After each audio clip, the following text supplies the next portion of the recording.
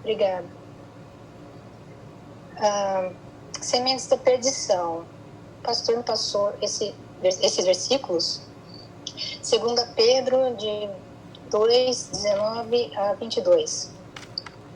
Prometendo-lhes liberdade, eles mesmos são escravos da corrupção, pois o homem é escravo daquilo. Prometendo-lhes...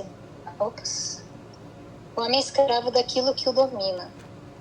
Se tendo escapado das contaminações do mundo por meio do conhecimento de nosso Senhor e Salvador Jesus Cristo, encontram-se novamente neles, enredados e por elas dominados. Então, por pior estado do que no princípio, teria sido melhor que não tivessem conhecido o caminho da justiça do que, depois de terem conhecido, voltarem as costas para o santo mandamento que lhes foi transmitido. Confirma-se neles que é verdadeiro provérbio.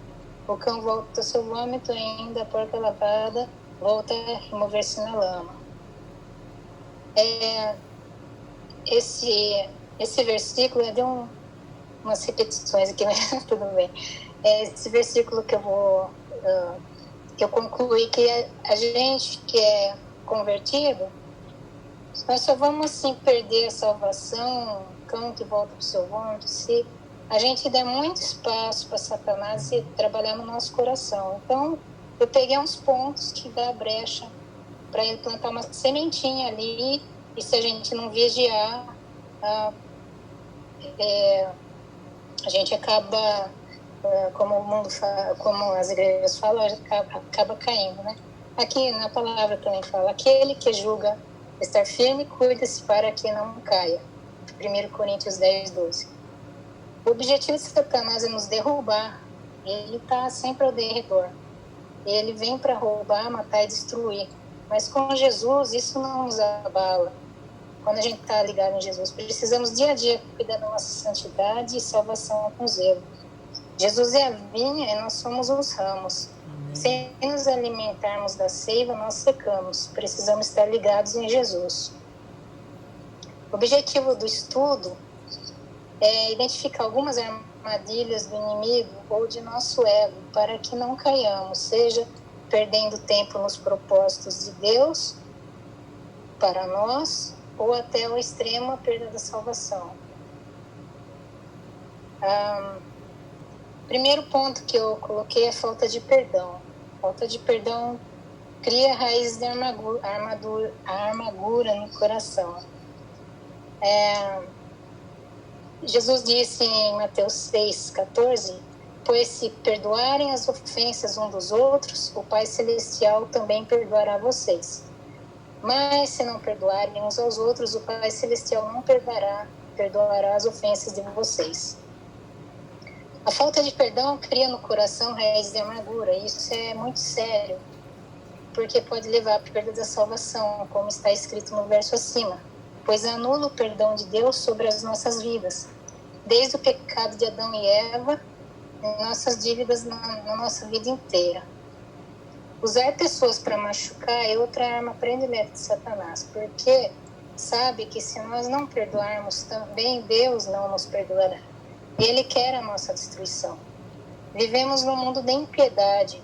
A natureza humana tem muita maldade, todos pecam contra nós. E nós também pecamos e machucamos pessoas às vezes. Então não podemos julgar acima de qualquer suspeita.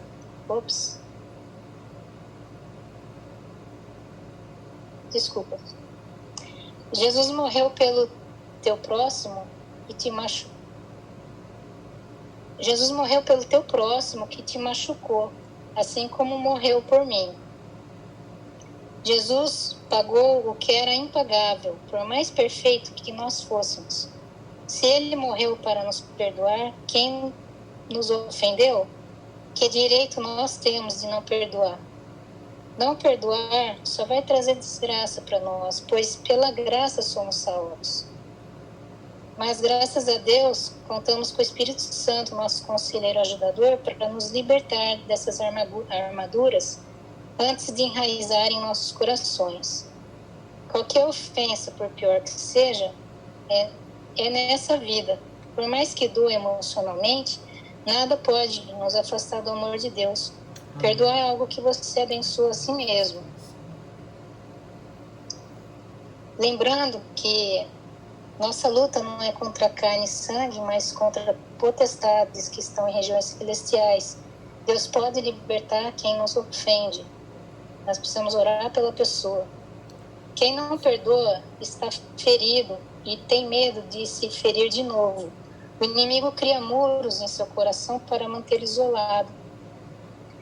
Não se envolver em relacionamentos com medo de se machucar. Quem machuca é porque não liberou perdão um dia. Como dizem os americanos, hurt people. Pessoas machucadas machucam. Então, sonde seu coração. Se você tem hábito, mesmo sem querer ofender os outros, talvez você tenha algum machucado antigo que não cicatrizou totalmente. O que é perdão? Imagine que você pede dinheiro emprestado para devolver em 6 meses para pagar um médico. E depois de 6 meses você não tem o dinheiro. Inesperadamente, seu amigo perdoa sua dívida e diz: você não me deve nada. Perdoar é cancelar a ideia de que alguém te deve algo, especialmente quando frustra as expectativas do cumprimento de uma promessa, ou ainda a pessoa te trata injustamente. A pena de nossos pecados era a separação de Deus. Como vamos ver, perdemos o perdão de Deus se não perdoamos. Perdão não é justo, pois não foi justo Cristo morrer na cruz sem nunca ter pecado. Nem tampouco perdão é negar a ferida que nos fizeram, ou virar capacho de alguém. Perdão não é sentimento, é escolha. A reconciliação não é obrigatória, mas a libertação da mágoa deve ser completa. Perdão é um processo. Envolve a tua vontade, oração e paciência. Se você confessa de coração a Deus que quer perdoar, Ele vai te ajudar. Exemplo de falta de perdão. Vamos observar a parábola do rei em Mateus 18. Por isso, o reino dos céus é como um rei que desejava acertar contas com seus servos. O senhor daquele servo teve compaixão dele e cancelou a dívida e o deixou ir.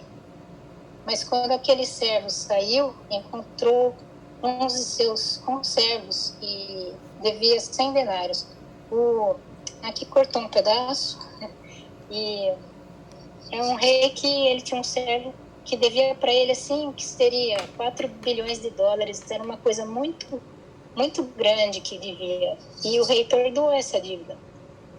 E quando esse servo foi cobrado o escravo dele, uma coisa assim de 4 mil dólares, e o escravo dele não tinha, então ele não perdoou. O escravo caiu de joelho e implorou: tenha paciência comigo, eu pagarei a você. Mas ele não quis. Antes saiu e mandou lançá-lo na prisão até que pagasse a dívida. O rei perdoou seu servo de milhares de dólares, que era impagável, e o servo pôde perdoar seu escravo de 4 mil reais. Não pôde perdoar seu escravo de 4 mil reais. Sabendo disso, o rei cancelou o perdão. Assim o servo perdeu tudo, filho, esposa, e não conseguiu pagar o que devia. Jesus pagou por nós uma dívida impagável. Vamos deixar de receber o perdão de Jesus na cruz por algo que alguém fez nessa vida passageira? Ainda continuando na parábola, o rei entregou o seu servo a torturadores, que são figuras de demônios que tiram a paz.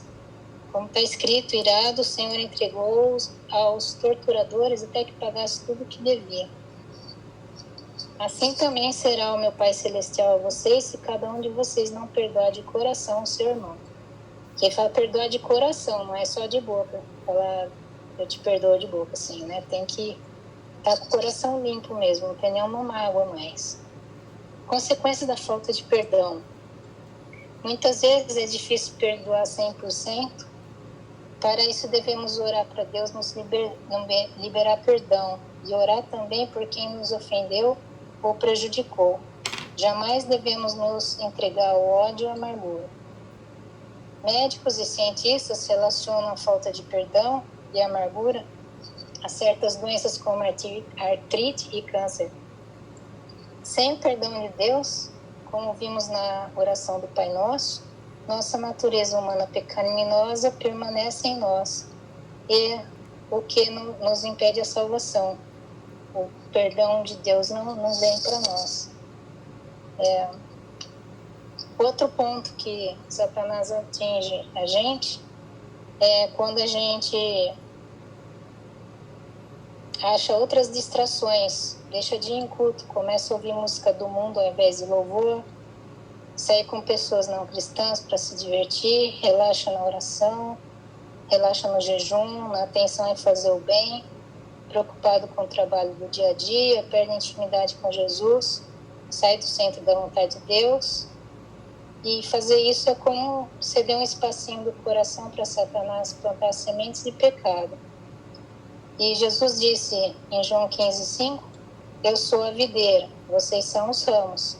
Se alguém permanecer em mim e eu nele, esse dará muito fruto, pois sem mim vocês não podem fazer coisa alguma. Outro ponto que sofre ataque é o pensamento. Todo pecado começa no pensamento. Toda emoção começa no pensamento também. E vem do coração. Quando colocamos iniquidade na frente de nossos olhos, como filmes, jornais, fofocas, conversas fúteis, sentimos emoções como medo, ódio. O cérebro não consegue distinguir se é real ou alguma coisa que você está vendo. Tem os hormônios e as sensações, tudo. E ele guarda isso. Ficamos com o coração alimentado com pão podre, no lugar do pão da vida, que seria a palavra de Deus. Isso vai alterar nossa forma de pensar e ver o mundo. Isso vai alterar nossos hormônios, nosso relacionamento com o próximo e com Deus, e pode causar doença, como depressão, ansiedade e até doenças físicas. Quarto ponto seria o orgulho e a altivez. Foi assim que Lúcifer caiu da glória. Ele era o anjo de luz, líder do louvor, se encheu de orgulho, pois se sentia superior aos demais anjos, teve inveja de Deus e quis ser como ele. Assim ele se rebelou.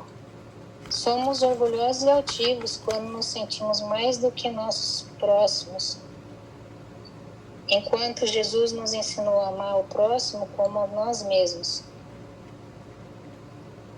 Se sermos 100% nascidos de novo, devemos nos livrar do egoísmo, orgulho, tirar-nos do trono do nosso coração e entronizar Jesus no lugar, dando a Ele autoridade total sobre o nosso coração e todo o nosso ser. Aqui alguns versículos. Deus abomina o orgulho, por muito que se faça, o orgulho não escapará ao castigo. Defende-me dos perversos, que me oprimem, os que andam à minha volta para me matar, andam inchados de orgulho, só sabem falar com altivez. Ao orgulho segue-se a ruína, a arrogância vem antes da queda. O Senhor detesta o orgulho do coração do homem. Todos os orgulhosos serão castigados. O homem é derrubado pelo seu orgulho, mas o de espírito humilde será respeitado. O valor da prata e do ouro pode ser testado pelo fogo, o valor de um homem é demonstrado pela espécie de elogios que ele recebe. Quinto ponto seria a inveja. A inveja é um pecado, né? Mas é uma coisa assim que está intrínseco na pessoa, principalmente quando ela não é convertida, depois ela tem que trabalhar isso depois da conversão. Está interligada com o orgulho, que também compromete nosso relacionamento com o próximo e nos distancia do amor de Deus. Uma das atribuições de Deus é que Ele é justo. Se sentir injustiçado por achar que você merecia o que o outro tem, ou julgar que o próximo não merecia o que ele tem, não gostar da pessoa porque ela tem, ou é algo que você não consegue ser ou ter, é verbalizado como o pecado da inveja. Nós não devemos nos comparar com as outras pessoas, cada um é um. E cada um Deus deu características únicas. Uns são mais padronizados, outros brilham mais, ou são mais alegres ou energéticos. Não nascemos para competir, que não com nós mesmos para sermos melhores a cada dia, diminuindo a si mesmo para que Jesus cresça em nós. Que sejamos renovados em espírito e em verdade a cada amanhecer, olhando para o irmão com amor e equidade.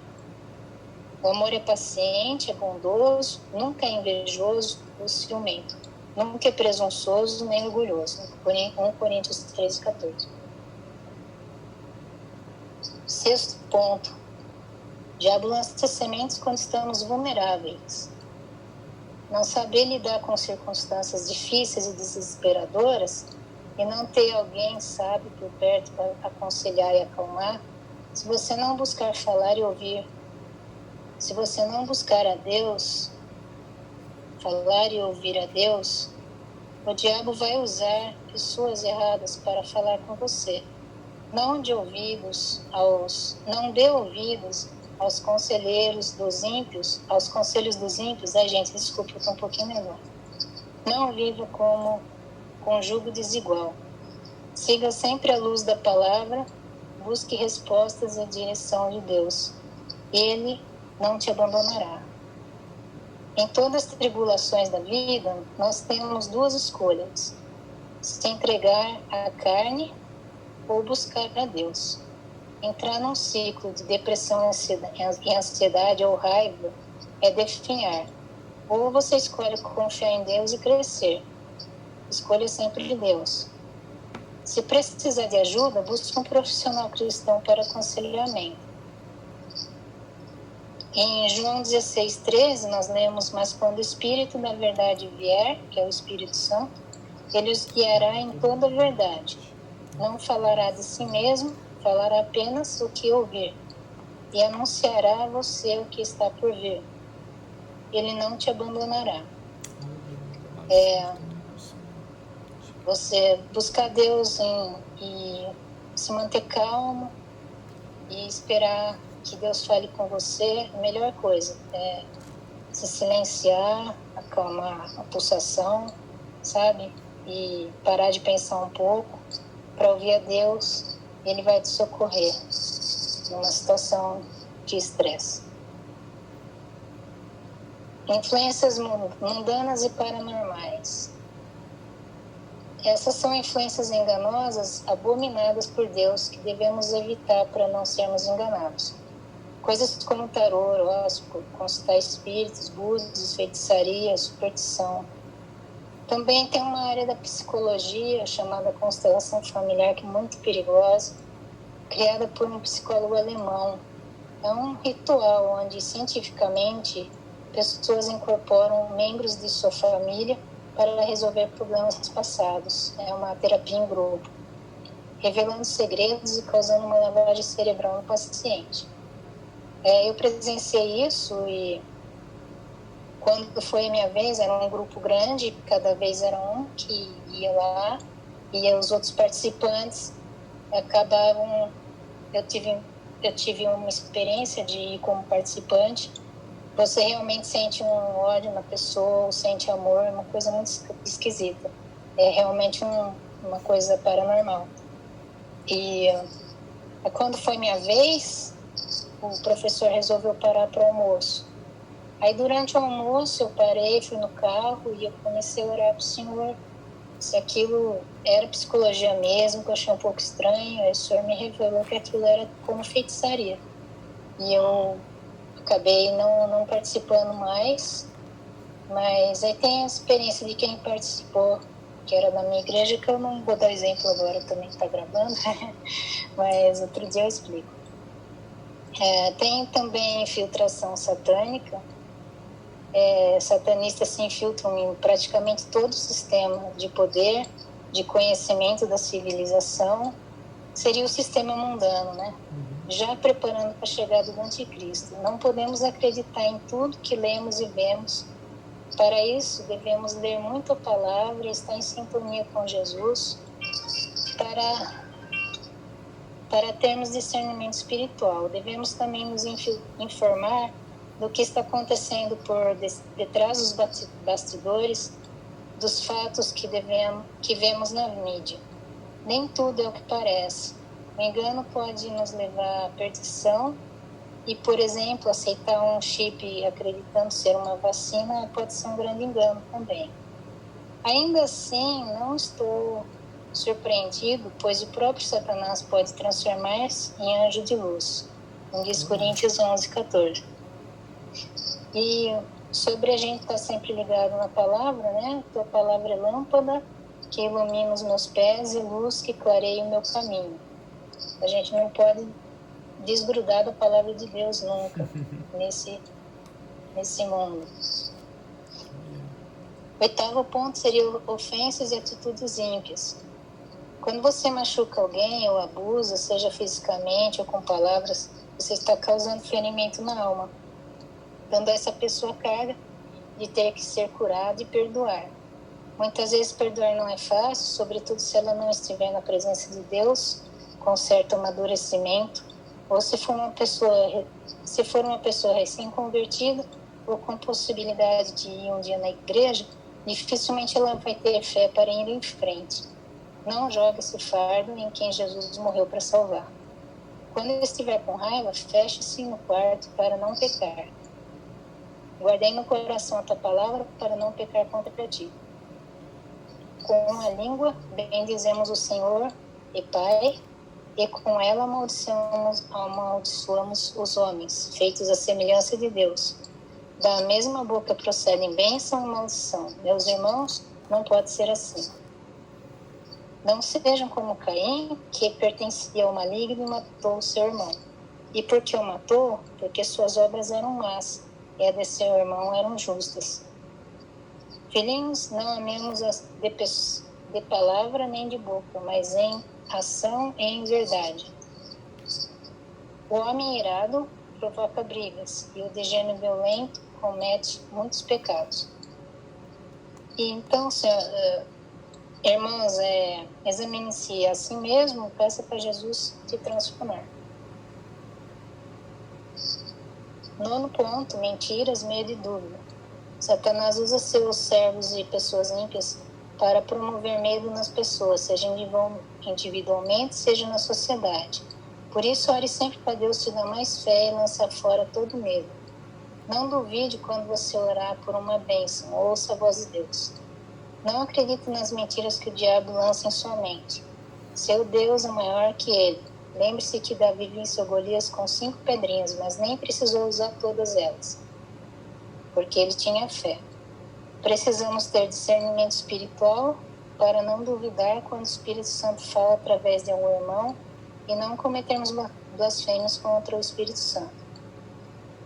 No amor não há medo, ao contrário, o perfeito amor expulsa o medo, porque medo supõe castigo. Aquele que tem medo não está aperfeiçoado no amor. 1 João 4,18.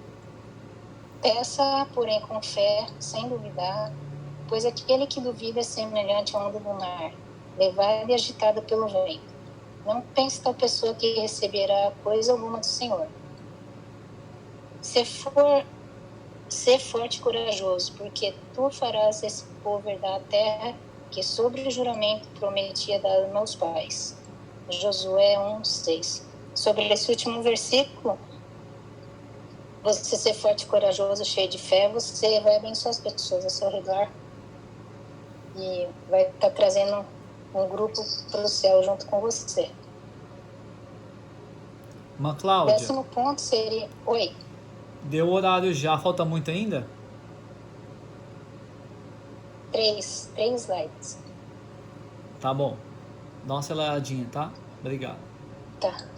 Rejeição, indiferença e perseguição.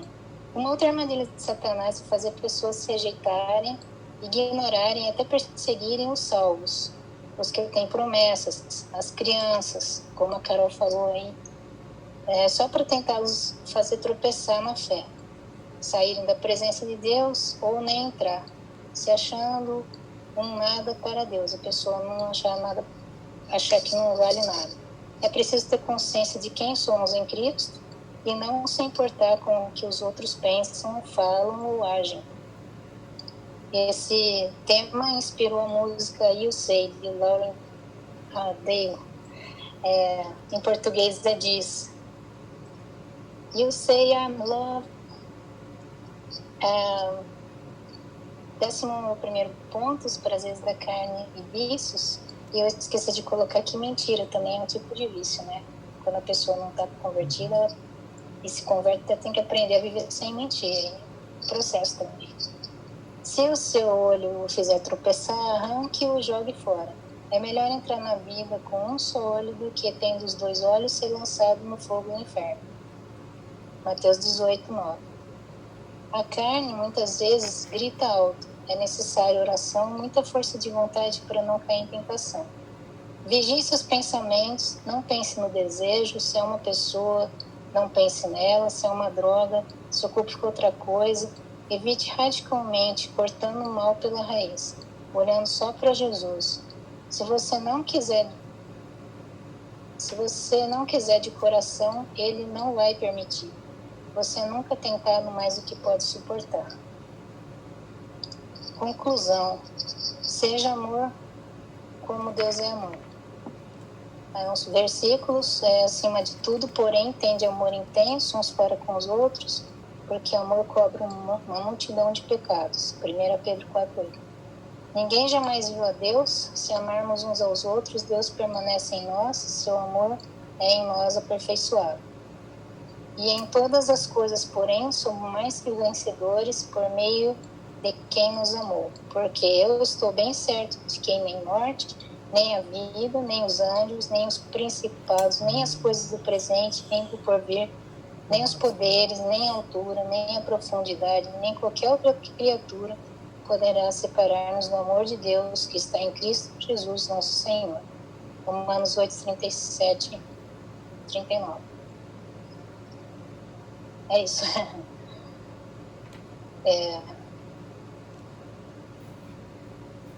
Amém.